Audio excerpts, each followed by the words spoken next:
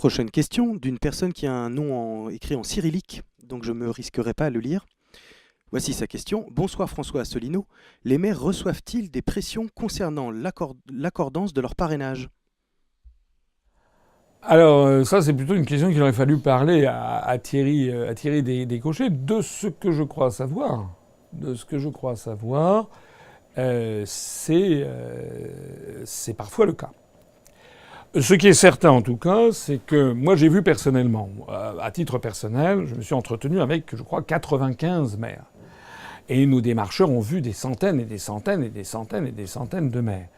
Et ce qui est certain, c'est que assez régulièrement, pas toujours, mais régulièrement, on a des maires qui nous expliquent qu'ils ne veulent pas s'engager parce qu'ils craignent les pressions du député du coin, du président de la communauté de communes, du sénateur, du président du conseil général, du conseiller département, du président du conseil régional, etc.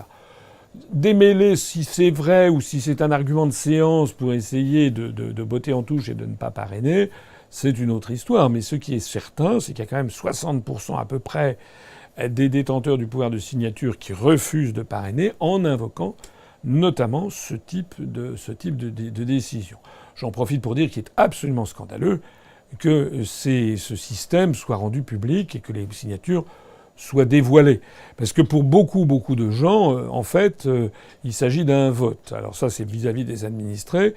Et puis pour les donneurs d'ordre, eh bien, c'est un moyen de faire pression. En tout cas, j'ai des exemples alors très précis. J'ai un exemple particulièrement précis, notamment d'un député qui s'est tourné vers tel ou tel d'un maire qui s'est tourné vers le député du coin, et le député lui a dit ne surtout pas me parrainer. Voilà. Donc il est vrai qu'il y a des instructions qui peuvent parfois émaner de certaines officines. Voilà. Mais j'espère que tout ceci ne m'empêchera pas au bout du compte d'avoir et d'obtenir ces fameuses 500 sésames.